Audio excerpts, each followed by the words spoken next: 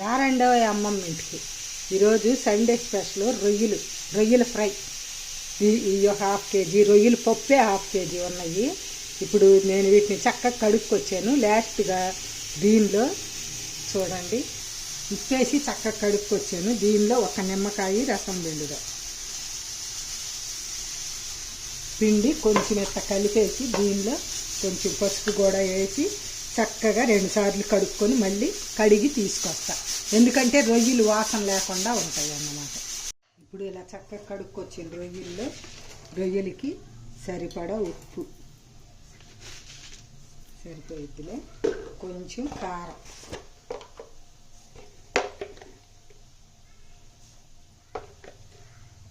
దీనిలో ధనియాల పొడి జీలకర్ర పొడి అన్నీ కలిపిన కారం అన్నమాట. మీరు మామూలు కారం వేసుకుంటే కొంచెం ధనియాల పొడి వేసుకోవాలి, జీలకర్ర పొడి కూడా వేసుకోవాలి. అది తాలింపులో వేసిన తర్వాత వేసుకోవచ్చు. ఇప్పుడు కొంచెం ఆయిల్ సరిపోద్ది. ఇది వేరుశనగ నూనె. ఇప్పుడు దీనిలోకి ఫ్రెష్గా దంచుకొచ్చిన అల్లం వెల్లుల్లి పేస్ట్ ఒక హాఫ్ స్పూన్ వేసి దీన్ని చక్కగా చేతితోటి కలపాలి. ఇలా అంతా కలిపేటట్టుగా కలుపుకుందాం. ఇంక ఇప్పుడు ఇలా చక్కగా కలుపుకున్న దాన్ని మూత పెట్టి పక్కన పెడదాము. ఇప్పుడు రొయ్యల ఫ్రై కోసం ఒక ప్యాన్ పెట్టాను. దానిలో కొంచెం ఆయిల్ వేద్దాం. ఈ ఆయిల్ బాగా హీట్ ఎక్కనిద్దాం. ఇప్పుడు ఆయిల్ హీట్ ఎక్కింది. సన్నగా తరుక్కుని ఉల్లిపాయలు, ఒక్క రెబ్బ కరివేపాకు, కొంచెం కొత్తిమీర కాడలు వేసి వీటిని లైట్ బ్రౌన్ కలర్ వచ్చిన దాకా వేయించడం. ఇప్పుడు అల్లం వెల్లుల్లి పేస్ట్ కూడా చక్కగా వేగిపోయింది కదా. ఇప్పుడు దీనిలో మనం మ్యారినేట్ చేసి పెట్టుకున్న రొయ్యల్ని వేసేద్దాం. వెల్లుల్లి పేస్ట్ వేసాను, అది క్లిప్పింగ్ మిస్ అయ్యింది. చక్కగా కలుపుదాం. వీడియో ఆన్ చేయకుండా వేసాను. ఇప్పుడు ఇలా కలిపి కొంచెం ఒక 2 నిమిషాలు మూత పెడితే రొయ్యల్లో నీళ్ళన్నీ వస్తాయి కదా. ఆ నీళ్ళతో ఇంకా మనం ఒక్క చుక్క కూడా నీళ్ళు అయితే అవసరం ఉండదు, ఏమద్దు. ఇంక ఇలా పెట్టి మెసగా మీడియంలో పెట్టి ఆ రొయ్యల్లో నీళ్ళన్నీ వచ్చినాక ఒకసారి చూపిస్తాను. ఇంకా మూత పెట్టేసి ఉడికిద్దాం. చూడండి ఇలా నీళ్ళన్నీ వచ్చినాయి కదా. ఇంకా ఈ నీళ్ళు చూడు చాలా నీళ్ళు వచ్చినాయి.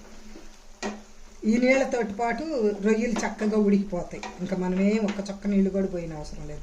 కావాలంటే కొంచెం సెగ పెడితే తొందరగా ఇంకిపోతాయి. ఇలానే పెట్టి నీళ్ళన్నీ ఇంకినాక ఏం చేయాలో చూద్దాం. ఇప్పుడు చూడండి రొయ్యల్లో నీళ్ళన్నీ ఇంకిపోయింది. మనం వేసిన ఆయిల్ పైకి వస్తుంది. ఇంకా ఇప్పుడు మూత పెట్టకుండా ఒక్క నిమిషం ఇలానే వేయించుదాం. ఇప్పుడు దీనిలోకి ఇదిగో కొంచెం 2 పచ్చిమిరపకాయ చీలికలు, కొంచెం గరం మసాలా వేసి బాగా కలుపుదాం. చూడండి లేత కరివేపాకు రెబ్బలు 2 అంటే 2 కొంచెం ఇలా తుంచి వేద్దాము. కొంచెం కొత్తిమీర ఇది కూడా కలిపేద్దాం. కలిపి కొంచెం సేపు వేయించుదాం. కొంచెం సేపు వేయించాక మీకు రొయ్యల ఫ్రై రెడీ అయిపోయింది. అప్పుడు చూద్దాం. ఇప్పుడు సూపర్ టేస్టీ అయిన రొయ్యల ఫ్రై రెడీ అయింది. చాలా చాలా అంటే చాలా బాగుంది. అన్నీ కరెక్ట్గా సరిపోయినాయి, అదిరిపోయింది. ఇంక ఇప్పుడు దీన్ని దింపేద్దాం. చూడండి సూపర్ టేస్టీ అయిన రొయ్యల ఫ్రై రెడీ. చూసారా ఎంత ఈజీగా, ఎంత సూపర్ టేస్టీగా అదిరిపోయే రొయ్యల ఫ్రై రెడీ. సూపర్ ఉంటుంది. మీరు కూడా సింపుల్ కదా, ఒకసారి చేసి చూడండి. అయితే లేదు సముద్రం అయితే అవి ఎంత టేస్ట్ ఉండదు. ఈ మంచినీటి రొయ్యలు అన్నమాట, చెరువులో ఉండే రొయ్యలు. మంచినీటి రొయ్యలే ఫ్రైకైనా కూరకైనా బాగుంటాయి. అవి వేరే స్మెల్ ఎక్కువ ఉంటుంది వాటికి. ఒకసారి మీరు ఇలా ట్రై చేయండి. ఫ్రై అందరికీ నచ్చింది. సూపర్ అంటారు.